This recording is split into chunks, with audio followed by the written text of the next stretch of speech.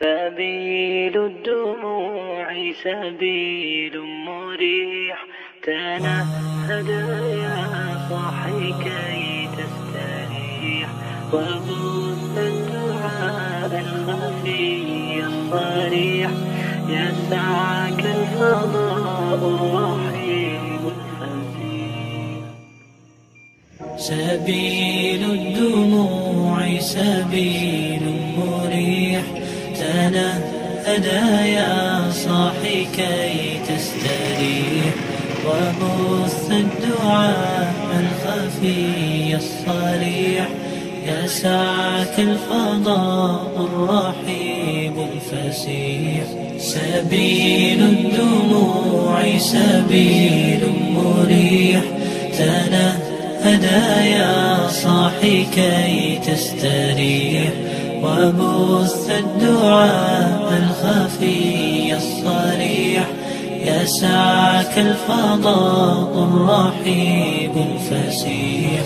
فبالله كم تستطب القروح، ويبرأ جروح الكسير الجريح، وينشط ذاك السقيم العليل، وقد كان بالسقم دهرا طريق. تقال العثار العظام به، ويغدو الهوى ككبش ذبيح، بذكر الإله تطيب الحياة، تسر أسارير وجه صبيح، تسر أسارير وجه صبيح. سبيل الدموع سبيل مريح، تنهد يا صاحي كي تستريح، وبث الدعاء الخفي الصريح، يسعك الفضاء الرحيب الفسيح. سبيل الدموع سبيل مريح، تنهد يا صاحي كي تستريح، وبث الدعاء الخفي الصريح، يسعك الفضاء الرحيب الفسيح. Bismillahirrahmanirrahim.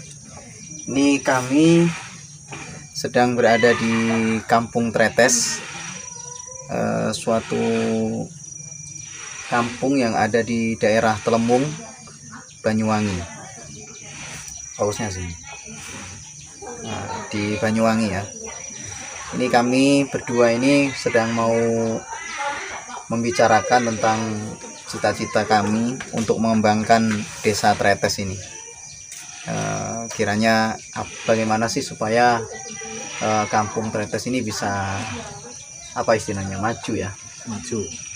Terus apa tingkat yang maju apanya ya kira-kira? Indikator utama itu adalah ekonomi ya, tingkat perekonomian. Jadi bagaimana sih supaya Tretes ini tingkat perekonomiannya itu semakin bagus gitu ya. Kalau rata-rata kira-kira orang sini apa pekerjaannya? Ya kalau dilihat itu kan kebanyakan mereka buruh tani sebenarnya. Buruh tani ya? Iya, jadi mereka itu bekerja pada kebunnya orang, seperti jadi magresari, kemudian jadi buruh di kebun-kebun mereka lah. Itu 80% seperti itu.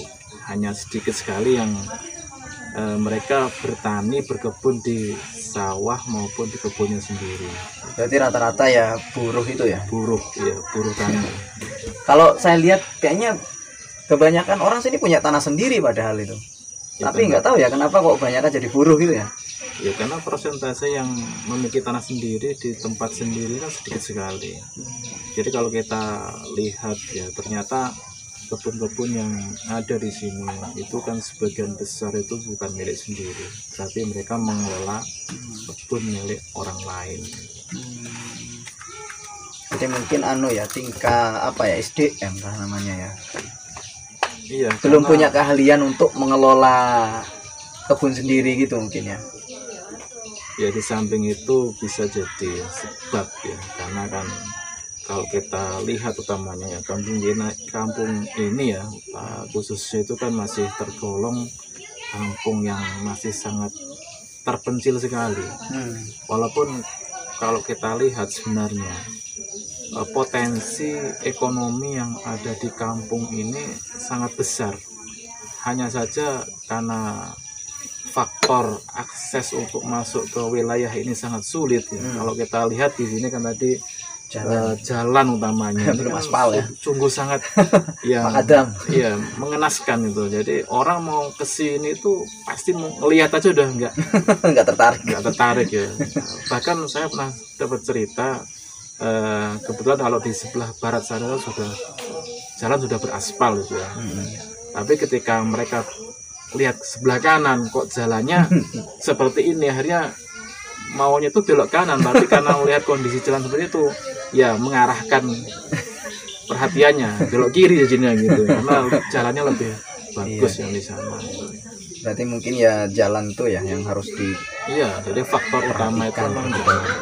Kalau dari sisi potensi kita lihat bahwasanya apa yang nggak ada di sini, buah lokal ada semuanya ya. Ada semuanya. Kopi yang berkualitas seperti apa ada. Kemudian buah musim ada durian gitu. Durian itu beraneka ragam rasa dan macamnya di sini.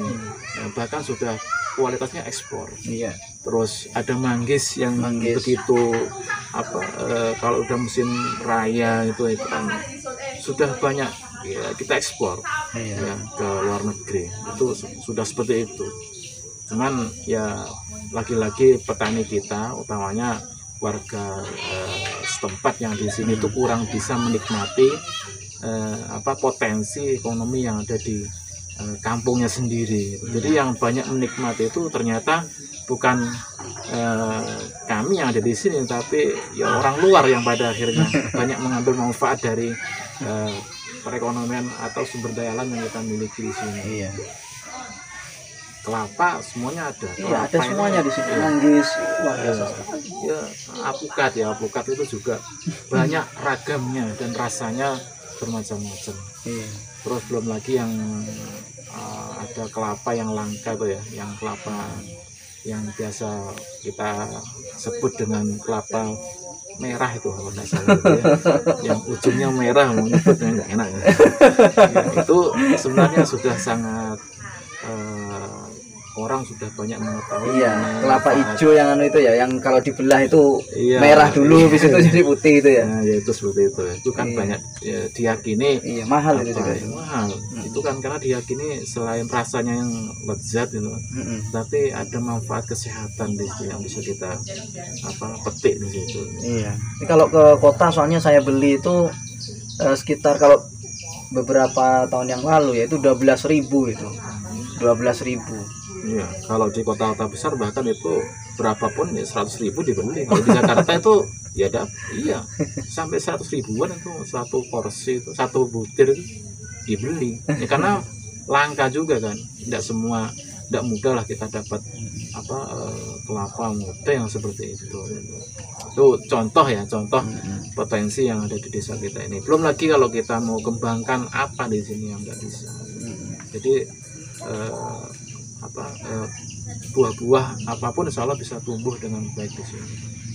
Kalau ini langkah awal itu kira-kira apa ya yang untuk pengembangan perekonomian masyarakat di sini kira-kira?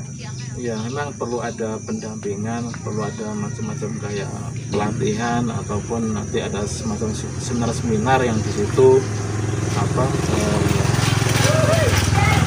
kita datangkan ahlinya gitu ya untuk bisa mengungkap yang jelas itu adalah bagaimana meningkatkan nilai ekonomi yang ada di kampung kita ini. Misalkan begini, kalau kita bicara kopi saja misalkan ya, selama ini kan kopi itu hanya dijual oleh pemiliknya itu dalam bentuk maksimal itu ya bentuk beras kopi gitu ya, beras kopi. Bahkan ada yang menjual kopi itu dalam kondisi masih basah itu.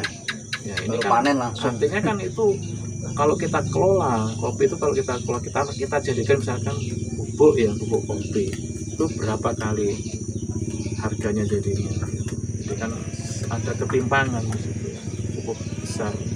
Padahal dalam proses pengolahan kopi sendiri ya, kalau kita manage dengan baik, ini juga akan memberikan dampak positif ya, misalkan memberikan lapangan pekerjaan bagi ya warga gitu. Karena di situ ada proses pengolahan, ya pasti butuh tenaga. Ini kan makin terberdayakan masyarakat daripada kalau kita hanya menjual kopi ya, dalam bentuk beras kopi maupun kopi basah. Ini kan cukup ya, nilai ekonominya rendah sekali. Ya itu ya, untuk langkah awal kami mungkin itu ya. Ini contoh saja. Nanti kita bicarakan lagi lah bagaimana supaya masyarakat ini perekonomiannya semakin maju gitu ya. Nantikan sesi berikutnya insya Allah ya. Ya, dukung kami untuk mengembangkan desa. Iya, mohon dukung kami. Insya Allah. Bismillah ya. Baik, demikian. Semoga bermanfaat. Barakallahu fikum. Nantikan sesi berikutnya insya Allah. Assalamualaikum warahmatullahi wabarakatuh.